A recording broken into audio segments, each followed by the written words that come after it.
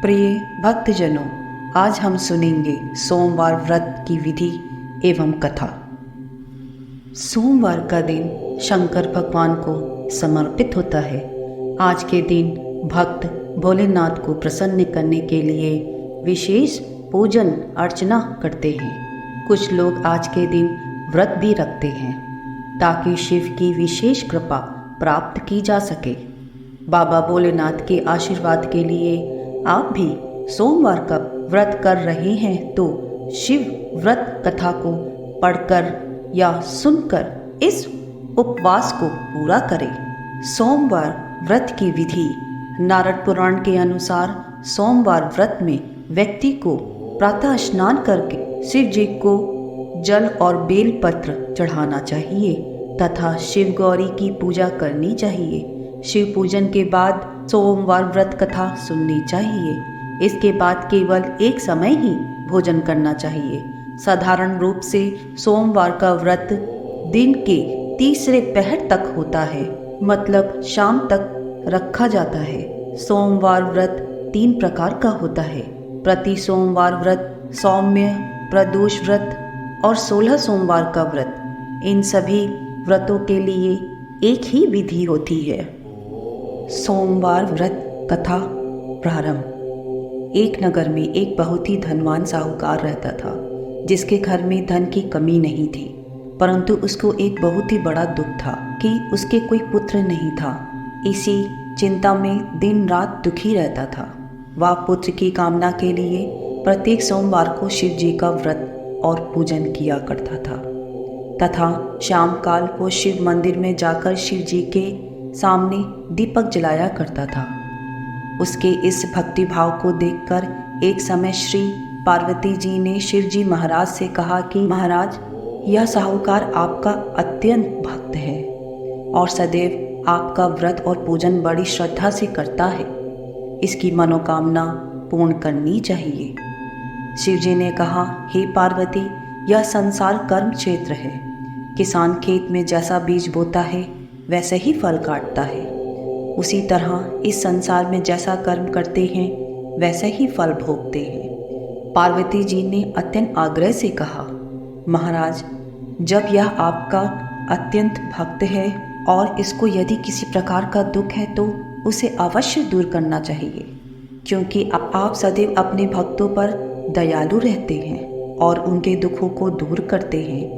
यदि आप ऐसा नहीं करेंगे तो मनुष्य आपकी सेवा तथा व्रत क्यों करेंगे?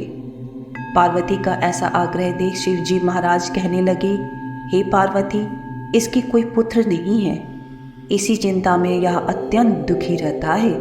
इसके भाग्य में पुत्र न होने पर भी मैं इसको पुत्र प्राप्ति का वरदान देता हूँ, परंतु यह पुत्र केवल 12 वर्ष तक जीवित रहेगा। इसके पश्चात वह मृत्यु को प्राप्त होगा। इससे अधिक मैं इसके लिए कुछ और नहीं कर सकता। यह सब बातें साहूकार भी सुन रहा था। इससे उसको ना ही कुछ प्रसन्नता हुई और ना ही कुछ दुख हुआ। वह पहले जैसा ही शिवजी महाराज का व्रत और पूजन करता रहा। कुछ काल व्यतीत हो जाने पर साहूकार की स्त्री गर्भवती हुई और 10वें महीने में उसके गर्भ से अति सुंदर पुत्र की प्राप्ति हुई। साहूकार के घर में बहुत खुशी मनाई गई, परंतु साहूकार को केवल 12 वर्ष की आयु जानकर अधिक प्रसन्नता नहीं हुई और ना ही किसी को यह भेद ही बताया।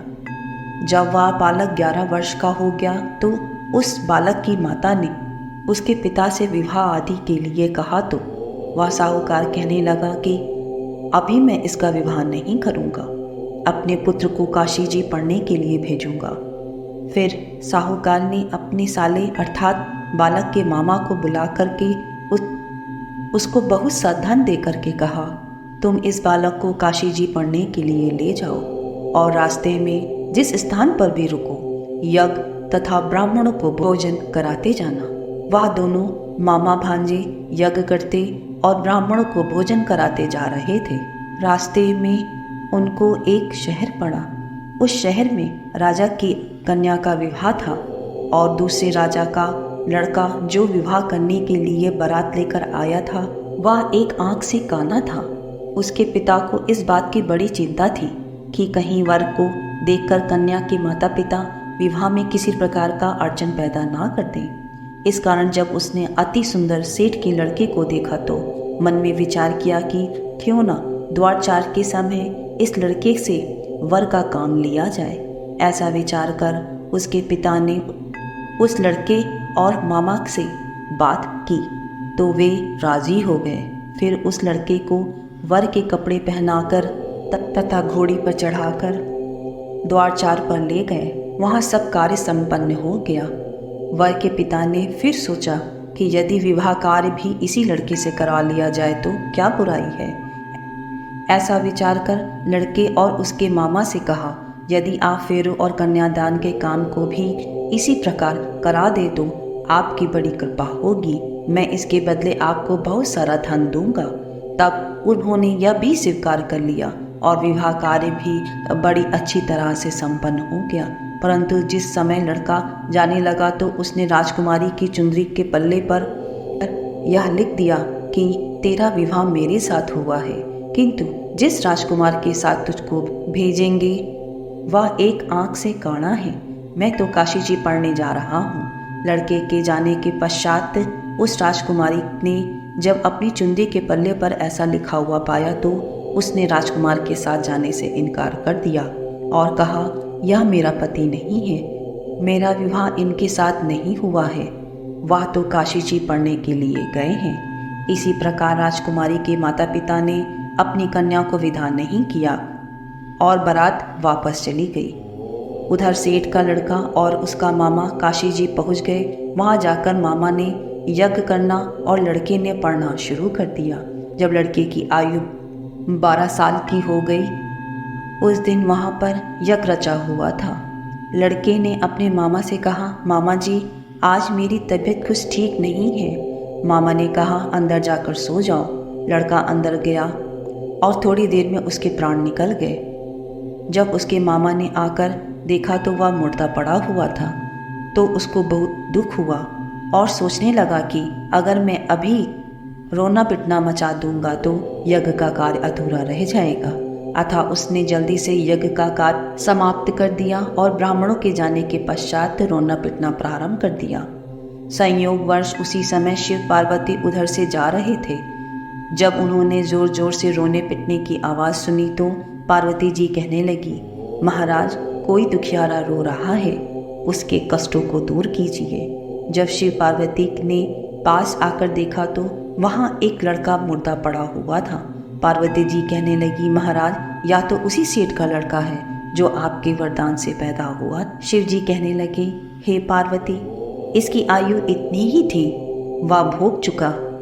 तब पार्वती जी कहने लगी, हे महाराज इस बालक को और आयु दो, नहीं तो इसके माता पिता तड़प तड़प कर मर जाएंगे। पार्वती जी के बार बार आग्रह करने पर शिव जी ने उसको जीने का वरदान दे दिया। शिव जी महाराज की कृपा से लड़का जीवित हो गया और शिव जी और पार्वती कैलाश पर्वत को चले गए। अब लड़का और मामा उसी प्रकार यज्ञ करते तथा ब्राह्मण को भोजन कराते अपने घर की ओर चल पड़े। एक दिन रास्ते में उसी शहर में आए जहाँ उस लड़के का विवाह हुआ था। वहाँ आकर उन्होंने जो यज्ञ करना प्रारंभ किया तो उस लड़के के ससुर राजा ने उसको पहचान लिया और अपने महल में ले जाकर उसकी बड़ी खातिर की। साथ ही बहुत से दास दासियों सहित आदरपूर्वक लड़की और जमाई को विदा किया। वे अपने शहर के निकट आए तो मामा ने कहा कि मैं पहले तुम्हारे घर जाकर के खबर कराता हूँ। जब उस लड़के का मामा घर पहुंचा तो लड़के के माता पिता घर की छत पर बैठे हुए थे और यह प्रण कर रखा था कि यदि हमारा पुत्र शाकुशल लौट आएगा तो हम राजी खुशी नीचे आ जाएंगे, नहीं तो छत से गिरकर अपने प्राण खो देंगे। इतने में उस लड़के के मामा ने आकर के यह समाचार दिया कि आपका पुत्र आ गया है, तो उनको विश्वास नहीं हुआ। तब उसके मामा ने शपथ पूर्वक कहा, आपका पुत्र अपनी स्त्री और बहुत सारा धन धान लेकर के आया है। तो सेठ ने आनंद के साथ उसका स्वागत किया। इस तरह वे बड़ी प्रसन्नता के साथ रहने लगे। जो कोई भी इसी प्रकार सोमवार के व्रत को धारण करता है अथवा इस कथा को पढ़ता है या सुनता है उसकी सभी मनोकामनाएं पूर्ण होती हैं। बोलो भोलेनाथ बाबा की जय, बोलो पार्वती माता की जय। वीडियो अगर पसंद आई हो तो सब्सक्राइब कीजिए और इस तरह हमारे साथ जुड़े रहिए।